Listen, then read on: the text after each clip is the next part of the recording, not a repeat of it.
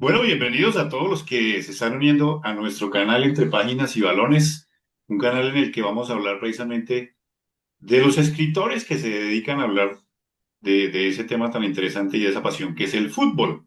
Aquí tendremos entonces esa mezcla entre escritores y fútbol, con todos los que están haciendo sobre todo libros de los mundiales de fútbol, porque estamos en la temporada de los mundiales de fútbol que ya está por comenzar. Y hoy vamos a tener a un escritor colombiano, investigador también, que se llama Felipe Valderrama, quien está lanzando por estos días 100 datos asombrosos de Colombia en los mundiales. Ahí lo tienen ustedes para que lo vean y lo identifiquen en librerías, en sus portales donde compran también sus libros. 100 datos asombrosos de Colombia en los mundiales. Felipe, agradeciéndole pues que haya aceptado mi invitación y para preguntarle que nos haga un pequeño recorrido por su trayectoria periodística de escritor, sus libros más importantes para que la gente que ya lo conoce y lo vaya recordando, en qué libros ha trabajado. Bueno, muchas gracias por la invitación a este nuevo canal, Mauricio. Y yo empecé trabajando cuando estaba en la universidad con Mauricio Silva. Teníamos una persona en común, hincha de Millonarios, y Mauricio le dijo a él que estaba buscando un practicante porque en el Ujú. 2013 se cumplían los 20 años del 5-0 de Colombia-Argentina. Entonces él estaba planeando un libro para contar una gran crónica de todo lo que significó ese partido. Yo le dije que claro, que me interesaba. Sin embargo, la universidad no me aceptó eso como práctica porque tocaba tener un contrato con una empresa formal, pero más allá de eso yo acepté. Y ese fue mi primer trabajo de investigación con Mauricio Silva, ese libro del 5-0. Ujú. Digamos que fue un trabajo todavía no tan profundo porque yo estaba en la universidad, pero aprendí mucho. A la par de ese libro, eh, también propusimos a la editorial, que era Intermedio, hacer un libro de millonarios. Eso era 2012. Sí, La editorial sí se mostró interesado, pero no contábamos con que justo diciembre del 2012 Millonarios acaba su por sequía de fin, sí, 24 años. Y exactamente. me acuerdo que al otro día Millonarios quedar campeón, nos citaron en la editorial y firmamos contrato porque ante esa coyuntura, pues un libro de Millonarios y ya lo teníamos adelantado, pues caía perfecto, ¿no? Entonces ahí se dieron los dos libros ese mismo año, el 5-0 y el de Millonarios Me Enamoré. Y después yo me comencé a interesar por las historias, las anécdotas. Ujú. Con mi novia de ese momento y mi cuñado de ese momento fundamos un portal, el50.com, donde tratamos anécdotas. Justo fue para el Mundial del 2014. Más allá de tratar noticias actuales, tratamos anécdotas, datos estadísticos, historias, algo que se diferenciara de lo tradicional. E hicimos contenido también para redes sociales. Ese portal lo tuvimos hasta el 2021. Llegó la pandemia y nos hicieron una propuesta para venderlo y lo vendimos. Ujú. Y me volví a reencontrar con Mauricio para hacer el libro del mejor equipo del mundo, que es la historia de Millonarios del Dorado. Ese libro fue muy exitoso. Siempre Mauricio, por lo que le contó su tío y sus papás, él quería hacer un documental, esa era la idea inicial. Pero Sí. se atravesó Editorial Planeta y dijo, bueno, saquemos el libro primero. Y la verdad que ese libro fue muy exitoso, fue el más vendido en la Feria del Libro del 2023, el libro de deportes más vendido en la historia de Colombia. Eh, Luego hicimos el documental con Señal Memoria y Patrimonio Fílmico, el documental más visto en la plataforma de RTVC Play. Claro. Y al mismo tiempo, Planeta me publicó un libro de Fernando Paneso, el exárbitro, un libro que se llama Fernando Paneso, la historia de un árbitro en medio de las mafias. También Planeta me propuso ser el escritor fantasma de la autobiografía de Carlos Antonio Vélez, porque lo estaba haciendo otro periodista y tuvo algún inconveniente y yo me le medí a trabajar ahí en la biografía de Carlos Antonio como escritor fantasma. Sí. Y ya lo último que hicimos con Mauricio fue el año pasado con Penguin, los 50 mejores equipos en la historia del fútbol colombiano, que es una gran, básicamente es la historia del fútbol colombiano. Son 50 equipos, pero se cuenta toda la evolución del fútbol colombiano desde todo punto de vista. Y ahorita estamos acá ya en este de los 100 datos asombrosos de Colombia en los mundiales, que también fue con Planeta.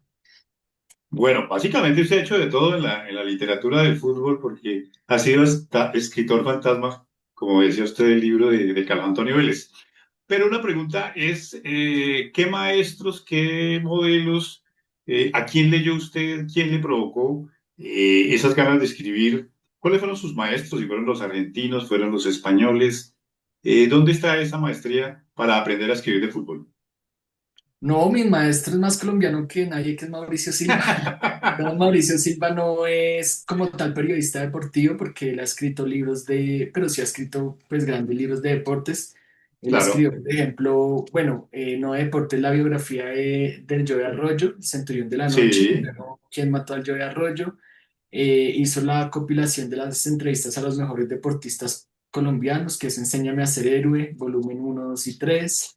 Y él fue el que me llevó por ese camino. ¿Por cuál razón? Así como yo lo hice en el 5-0, ver el fútbol de una manera más global. Sí, Hablar de fútbol si uno quiere contar exactamente hablar de fútbol, tiene que hablar de política, tiene que hablar de lo que vivía la sociedad en ese momento, tiene que hablar de cultura, para entender realmente lo que pasa en el fútbol, que el fútbol toca todo. Hay varios libros de fútbol, por ejemplo, que son muy de datos estadísticos y claro que son libros de consulta porque yo los consulto, ¿no? Los libros, por ejemplo, el personaje y también un gran referente que es Guillermo Ruiz, que falleció el año pasado, pues es el que ujú, ha hecho libros de fútbol, contando la historia de los equipos y demás. De pronto con Mauricio, aparte de los datos y la estadística que me gusta a mí, es combinar la literatura, ¿no? No que sean solo los fríos datos sino meterle literatura, contándolo de diversas maneras, empezando por el final, yendo y viniendo cronológicamente, enfocarse en las anécdotas, las historias de los personajes, polémicas, historias divertidas, historias trágicas. Entonces creo que por eso Mauricio Silva cada vez al comienzo yo a Mauricio le pasaba simplemente los datos. El sí. 4 de septiembre Maradona declaró que Argentina arriba, Colombia abajo, punto. Y él ahí armaba todo. Cada vez yo le voy pasando mi propuesta de cómo debería empezar el capítulo, por dónde lo deberíamos abordar. Y cada vez me dio más libertad hasta que yo ya escribí pues mis propios libros. Bueno, cuéntenos cómo Pero por fue. supuesto también he leído libros de afuera, ¿no? Pues de otros, Claro. pero mi maestro es Mauricio. Cuéntenos cómo fue el proceso para 100 datos asombrosos de Colombia en los mundiales. ¿Cuándo nace la idea y cuánto se demoraron en la construcción del libro y cómo fue ese proceso, Felipe? Fue una idea, digamos que a mí en diciembre del 2023 me buscaron un par de editoriales a ver si yo tenía tema para el libro del mundial. Más o menos pensé algo, pero no se concretó nada, estaba muy sobre el tiempo. Uno tiene que Ujú, entregar un libro pues varios meses antes porque eso es un tema de corrección de estilo, de diagramación, de el trabajo con el editor que le dice a uno por dónde tocar en los temas o si tiene otras propuestas. La impresión, bueno, ese es un trabajo largo, o sea, la gente que saca libros mundial no es que lo sacó 2 semanas antes. Pero en este caso en particular yo ya pensé que no me iba a ir en limpio en el mundial, pero Diego Garzón de Planeta me llamó marzo y me dijo, bueno, necesitamos un libro del mundial, ¿qué se le ujú, ocurre? Y entonces realmente no fue solo, no era que yo tenía este libro en la cabeza. Con Diego sí, comenzamos a hablar, me dijo usted que tiene datos, historias, y yo pues claro, con todo lo que yo he escrito como periodista, que yo también trabajé en el portal web de Caracol Deportes, y siempre a veces escribiendo historias, pues ya tenía un gran archivo, y Diego, no, pues saquemos como datos de Colombia, y yo, sí, pero pongámosle algo llamativo, pongámosle 100 pues le voy a sacar 100 datos entre historias, anécdotas y datos estadísticos. Y me dijo, pero si alcance, yo me entro la Semana Santa y después a darle con toda, revisando mi archivo. Y bueno, pues sí la vi un poco grave cuando iban 60 y pico, dije, ¿de dónde voy a sacar los otros que faltan? Pero la logramos, la logramos con Diego y mi archivo y pude tomarme el tiempo para hacer un buen trabajo. Y le cuento a los que nos están viendo que es un libro completo, es un libro lleno de datos, pero que involucra todos los mundiales a los que hemos ido, que no son muchos. Y esa sería la primera pregunta para ya entrar en materia, porque hay que hablar del libro para que ustedes lo compren, ¿cierto? 100 datos asombrosos de Colombia en los mundiales. Y es que más allá de lo que se pueda decir ahora, que tenemos que ser campeones del mundo, etcétera, etcétera, nuestra participación en los mundiales ha sido bastante marginal, por decir algo. ¿Cómo la ve ya en el contexto del libro y de la misma historia del fútbol mundial, no?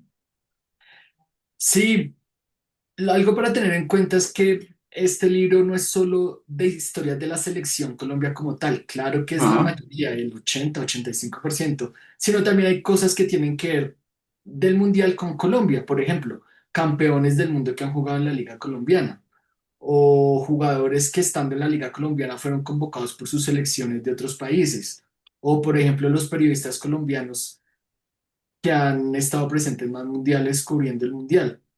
Entonces, sí. digamos que no es solo específicamente Selección Colombia, sino otras cosas de mundiales que tienen que ver con el contexto colombiano, aunque repito que la mayoría es de Selección Colombia. Por supuesto, este va a ser el séptimo mundial. Sí, digamos a comparación de otros países como Uruguay, Argentina o Brasil, pues es una participación mínima, pero igual 6 mundiales, pues hay mucho por contar, ¿no? Hay mucho por contar, sobre todo tuvimos una ausencia pues de 28 años, que fue Chile 62 al 90. Algo que uno se puede dar cuenta y es que antes, por todo cómo empezó el fútbol profesional y lo que ocurrió en el Dorado, pues Colombia nunca tuvo una selección estable en esa disputa que había entre la de fútbol en Barranquilla, la de mayor en Bogotá, de quién manejaba el fútbol. Entonces esas disputas hicieron que pocas veces entre el año 50 y el año 70 y casi, como yo creo que hasta el 70 fue muy difícil armar selecciones por esas disputas políticas. Incluso Colombia en eliminatorias mandó equipos, en la eliminatoria del 66 debió enviar un equipo amateur, ni siquiera eran profesionales, por la I mayor contra la de fútbol. Bueno, Mm. entonces creo que ahí uno se da cuenta, también ahí uno se puede dar cuenta por qué Colombia no ha ido a más mundiales, por ejemplo, y es razones políticas y que nunca se tomó la selección Colombia tan en serio. El primer proceso serio, ambicioso, porque los técnicos iban y venían, duraban 3 meses, solo para la eliminatoria y se iban, o solo para la Copa América y se iban, no estaba planteado como procesos largos. Al primero que le dan un proceso ya más en serio es a Bilardo en el 81.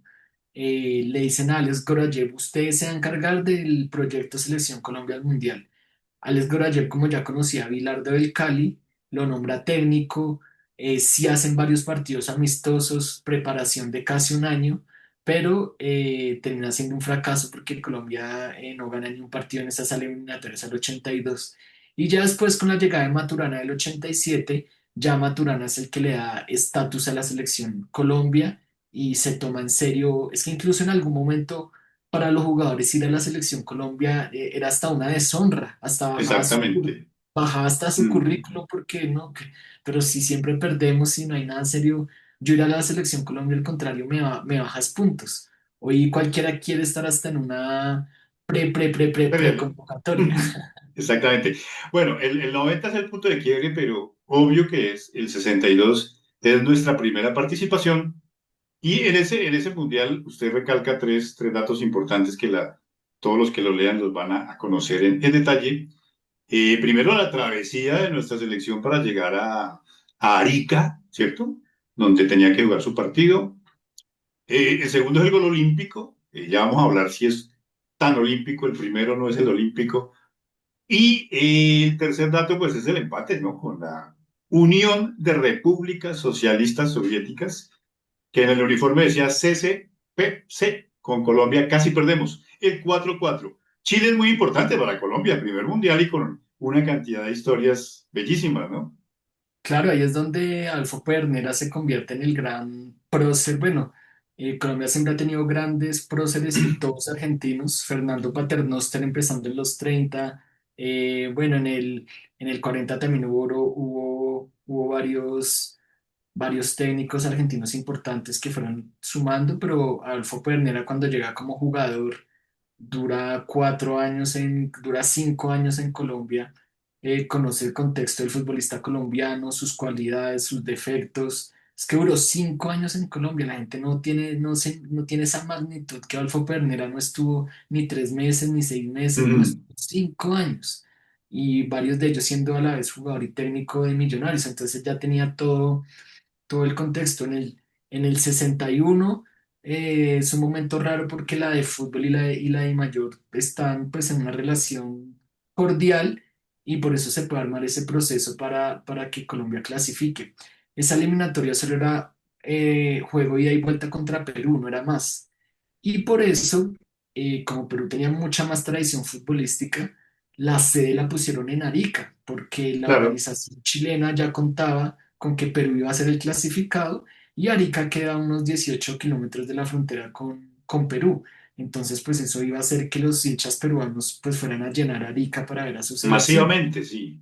Pero se encuentran con la sorpresa que Colombia es el que clasifica y no Perú. Entonces ir allá, eso fue un vuelo saliendo, Bogotá, Quito, luego Lima, luego tienen que estar una noche ahí, luego de Lima tienen que ir a la ciudad cercana a Arica, luego cruzar en bus la frontera, bueno, algo que no se imaginan estos días, jugadores que no eran rockstars, jugadores en precarias condiciones, que no ganaban el dinero que ganan hoy. Hay, por ejemplo, un Sí. dato los viáticos que tenían y que incluso antes de salir cuando el presidente Gerard los despide, los jugadores dicen, bueno, presidente, por favor, ayúdenos con subsidios para comprar nuestra propia casa. Y el presidente les Claro. dice que si pasan la primera ronda, pues los ayuda. O sea, los jugadores ni siquiera tenían casa propia. Un jugador mundialista. Sí, Eso claro. permite ver cómo la evolución y por qué a veces es tan injusto comparar épocas, ¿no? Porque uno no puede comparar lo que vivían esos jugadores con lo que vivían en Porque los se ve 70 ni ahora. los 80 ni después. Y claro, la gran hazaña que fue el empate contra la Unión Soviética, ir perdiendo 4-1 y llega el 4-2 que es el gol olímpico de Marco Marcos Col. Col, y que tiene obviamente la connotación según la FIFA el único gol olímpico en la historia de los mundiales, pero Ujú. resulta que en pandemia un cubano que tiene un blog de fútbol encontró un artículo del 38 donde dice que Cuba le hizo un gol olímpico a Rumania y Sí. comienza a preguntar a un periodista colombiano que se llama Jorge Tobar, realiza una gran investigación con diarios franceses, varios diarios franceses del momento, y unos tres o cuatro dan cuenta de que sí hubo un gol olímpico de Cuba a Rumania, y además que hay serias discrepancias con los reportes de la FIFA.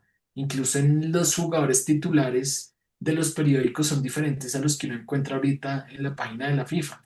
Entonces creo que la FIFA debería ser un poco más abierta a dar esa discusión porque es difícil que tres periodistas que estuvieron en el partido Claro. cubriéndolo ese mismo momento, pues todos se vayan a equivocar, ¿no? Entonces, al parecer el gol de Marco Col no es el único gol olímpico ni fue el primero en la historia de los mundiales, pero pues es una discusión que ojalá la FIFA pues algún día se atreva a dar. Bueno, después viene un largo periodo sin la asistencia de Colombia a los mundiales. Llega hasta 1990 y ahí sí viene una década que podemos llamar una década prodigiosa porque vamos a 90, 94 y 98. Pero el punto de quiebre es el 90 y usted ya había dado algunos daticos importantes. Quiero que me recalque precisamente por qué usted considera también tan importante el fútbol colombiano en ese mundial, en el Mundial de Italia, que tiene su debacle en Estados Unidos 4 años después, pero definitivamente los 90 es uno de los grandes hitos y mitos del fútbol colombiano.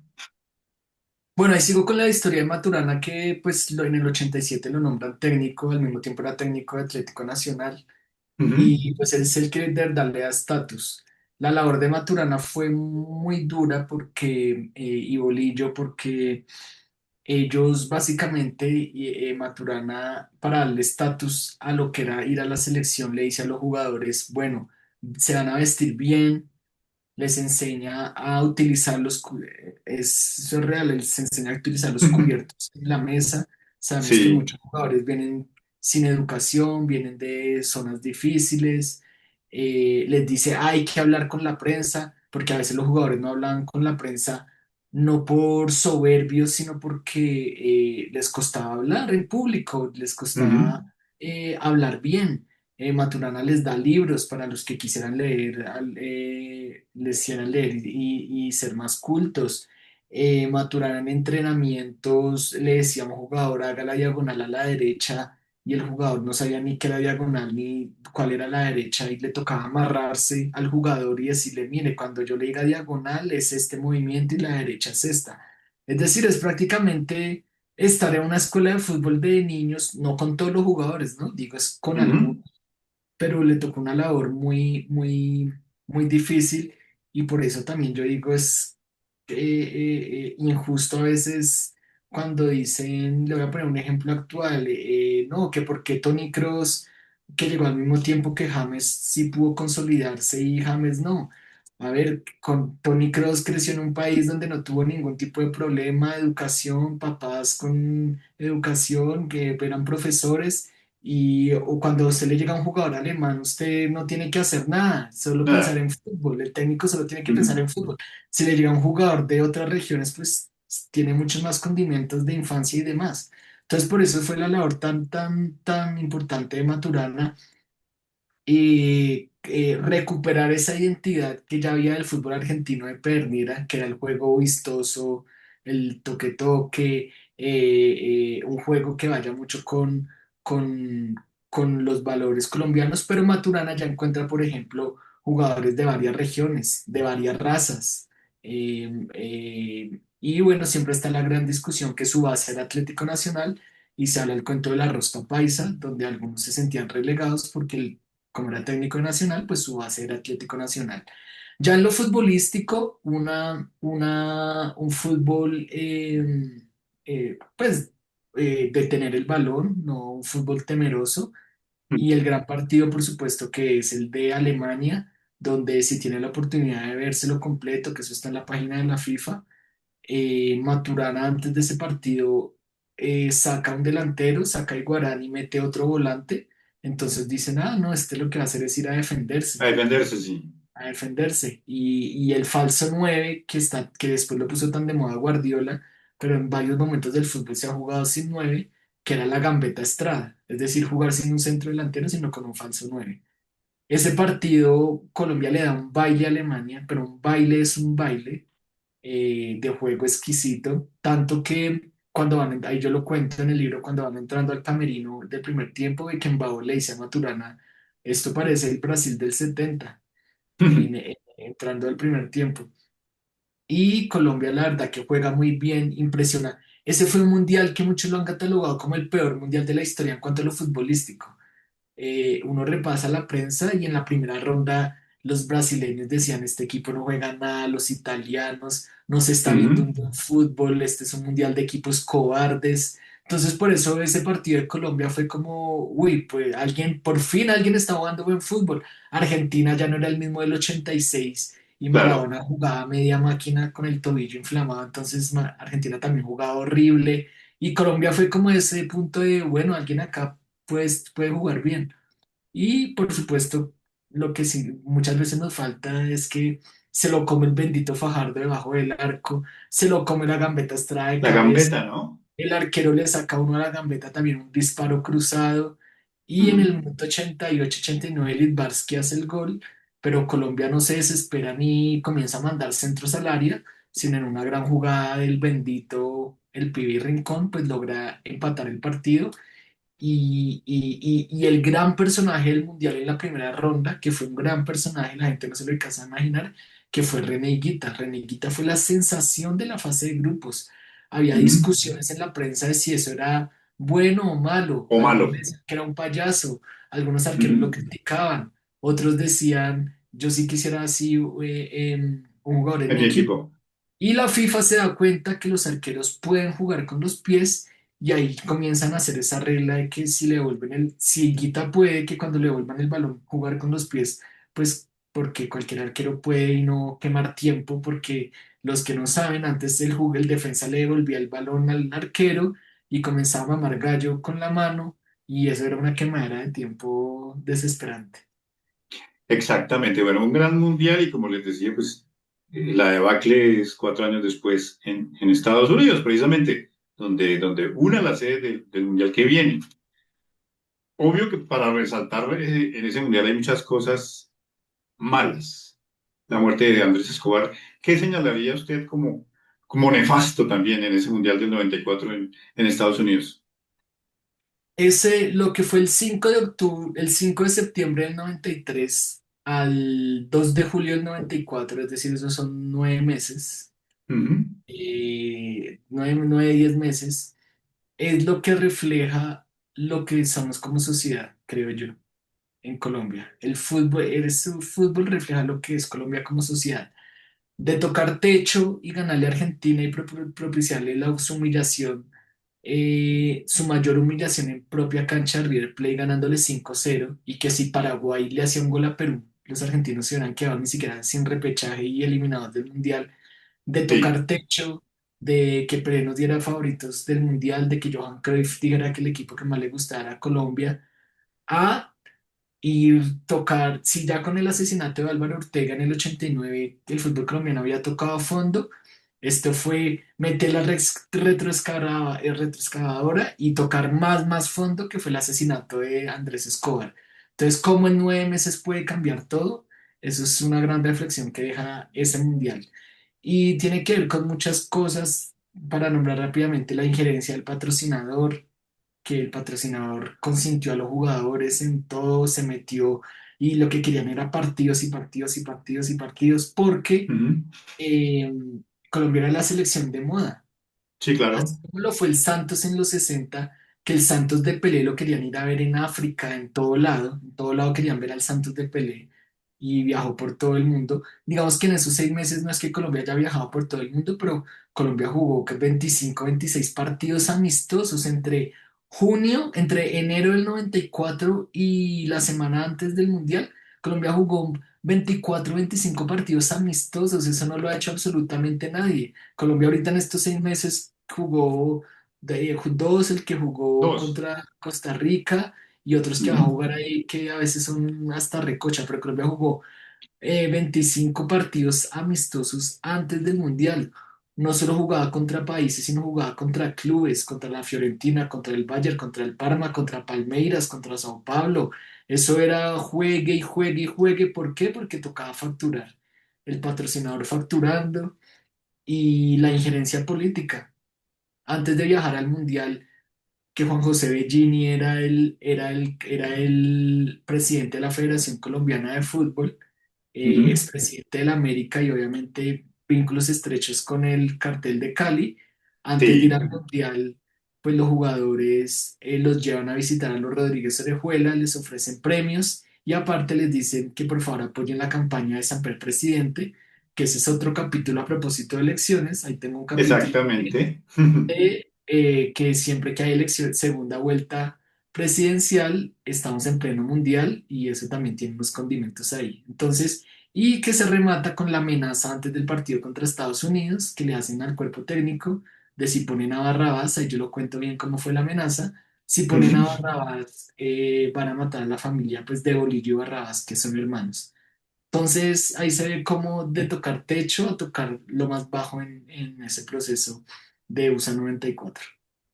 Bueno, nos quedan 5 minuticos para dos preguntas. Felipe, agradeciéndole su amable compañía aquí con nosotros y con los que nos ven y nos escuchan.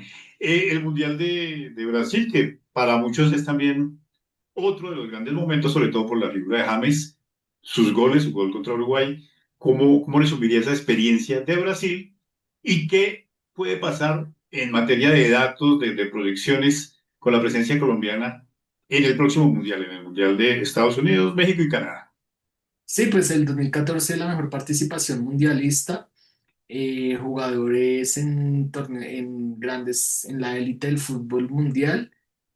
Y bueno, creo que obviamente la explosión de James, que creo que no cabe duda para mí que James es el mejor jugador en la historia de la selección Colombia, por todo lo que ha hecho. Ojo, es diferente el mejor jugador colombiano de la historia al mejor Sí, jugador de la selección Colombia en la de la historia. selección Colombia, claro. Para mí no hay duda que es el mejor jugador colombiano en la historia de la selección Colombia. Ya el mejor futbolista colombiano como tal, puede haber otras discusiones. Pero sí, claro, ese mundial, eh, todo lo que significó su preparación, las distinciones que le dieron ahí. Ahí también hablamos de las lágrimas de James y el consuelo que le dio David Luiz. Bueno, hay bastante cosas. Y con respecto a los datos, eh, ya, por ejemplo, entran al top 5 de jugadores con más años en ser convocados. Ya entra Camilo Vargas, entra Ujú. el propio James. Todavía no han podido superar a Mondragón, que ha sido el de más años, y también está ahí Yepes.